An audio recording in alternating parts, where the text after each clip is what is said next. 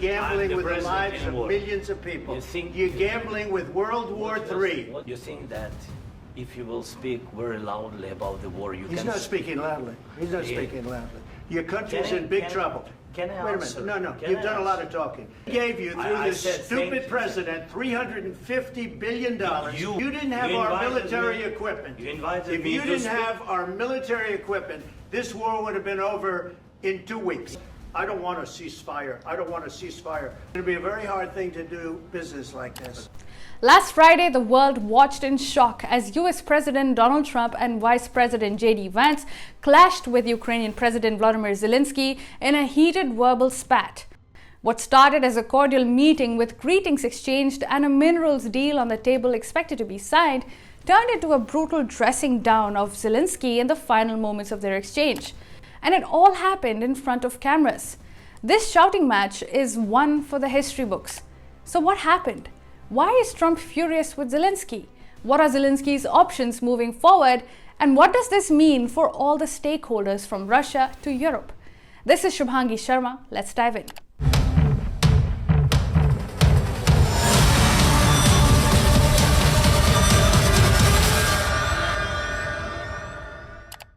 Zelensky is caught in the crosshairs of the Trump administration. Trump has called him a dictator. J.D. Vance has accused him of bad-mouthing Trump. And now it seems almost everything about Zelensky is setting them off, including his choice to not wear a suit. Ukraine's troubles are far from over. Ever since Trump took office this year, the situation has taken a drastic turn. The US, which once allocated over $175 billion to support Ukraine's fight against Russia, has now cut its aid to zero under Trump. Instead, the US now wants Ukraine to pay up with its vast mineral wealth and sign a truce with Russia immediately. Zelensky, however, has been resisting. He wants security guarantees, including a NATO membership, which is a no-go from Trump. Tensions boiled over in the final 10 minutes of their meeting on Friday when their discussion turned into an argument, culminating in Vance and Trump furiously shouting at Zelensky. It started with Zelensky arguing with J.D. Vance, which did not go down well with the vice president. What kind of diplomacy, J.D., you are speaking about? What do you mean? I'm talking about the kind of diplomacy that's going to end the destruction of your country. Yes, but if you Mr. President, with respect, I think it's disrespectful for you to come into the Oval Office and try to litigate this in front of the American media. Right now, you guys are going around and forcing conscripts to the front lines because you have manpower problems. You should be thanking the president for trying to bring an end to this conflict. Zelensky's argumentative stand quickly triggered a reaction from Trump, especially when he suggested that, like Ukraine, the US would feel the war in the future. You have nice ocean and don't feel now, but you will feel it in the future. God bless. You don't know that. God bless. God bless. You will not have a war. Don't tell us what we're going to feel. We're trying to solve a problem. Don't tell us what we're going to feel. I'm not telling you. Because you're in no position to dictate that. That's Remember exactly what this. You're in no position to dictate what we're going to feel. But Zelensky continued to argue and things kept getting worse. I think that if you will speak very loudly about the war, He's not speaking loudly. He's not speaking loudly. Your country's in big trouble. Can I Wait a answer? minute. No. You've done a lot of talking. Your country is in big trouble. I know. You're not winning. You're not winning this. You have a damn good chance of coming out okay because of us. Mr. President, we are staying in our country, staying strong from the very beginning of the war. We've been alone, and we are thankful. I said thanks you haven't in been this alone. cabinet, you and haven't not been only alone. in this cabinet. We gave you, through this said stupid president, $350 billion. You voted we gave for you your military equipment, and you men are brave, but they had to use our military. What about if you didn't have our military equipment, if you didn't have our military equipment, this war would have been over in 2 weeks. Then Trump made a simple declaration. If Ukraine does not make a deal now, the US is out. The problem is, I've empowered you to be a tough guy. And I don't think you'd be a tough guy without the United States. And your people are very brave. But you're either going to make a deal or we're out. And if we're out, you'll fight it out. Zelensky's US tour turned brutally sour.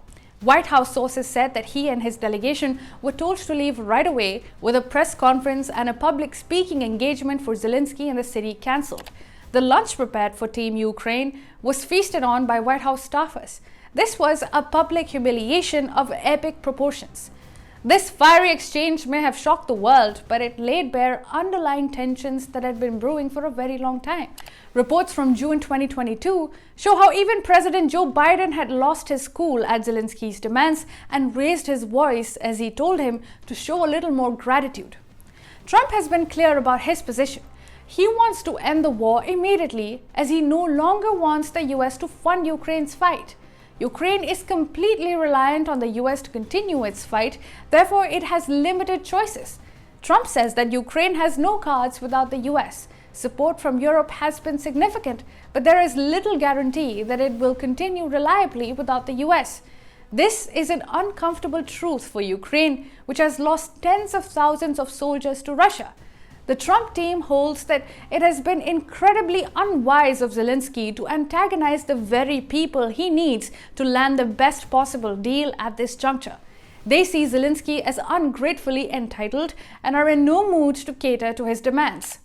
They want Zelensky to sign a minerals deal. 50% of all proceeds of Ukraine's mineral wealth would go to the US under this deal, following which they want Ukraine to sign a peace deal with Russia.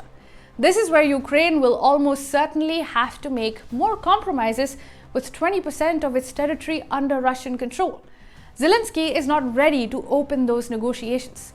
Both these deals must take place back-to-back, according to Trump's advisors. Zelensky, on the other hand, has hinted that he may go for the minerals deal, but only if he gets NATO membership or some other security guarantee, which means that if Ukraine decides to continue fighting Russia, the US would continue its support. And this has not gone down well with the new White House. The message is that it's either Trump's way or the highway. Trump is tightening the screws on Ukraine as we speak. On Monday, the US seized all military aid to Ukraine. Trump also took to Truth Social to lambast Zelensky's remark that the end of the war with Russia is very, very far away. He said, and I quote, "This is the worst statement that could have been made by Zelensky, and America will not put up with it much longer." Things can get even worse if Trump decides to stop intelligence sharing with Ukraine, or if Elon Musk takes away its access to Starlink. These public clashes playing out have significantly boosted Russia's hand in the war. But it's not over yet. Trump has positioned the US as the sole negotiator with Russia for Ukraine's interest, and Zelensky would be well advised to cooperate rather than resist, as his other option is going at it all alone with some support from Europe, which would be inadequate. Europe has offered words of support to Zelensky, but it is in no position to bankroll Ukraine's fight all alone, given its economic woes and widening security challenges. This may seem unfair, as Ukraine's decision to keep fighting Russia in the early days of the war was bolstered by American support under the Biden administration and Western unity overall. But if Zelensky made a gamble by following USA's lead under Biden, that gamble has backfired. The lesson is, the USA can abandon you as quickly as it supported you. This is a gut-wrenching display of realpolitik, and at this point, Trump's patience is fast running out.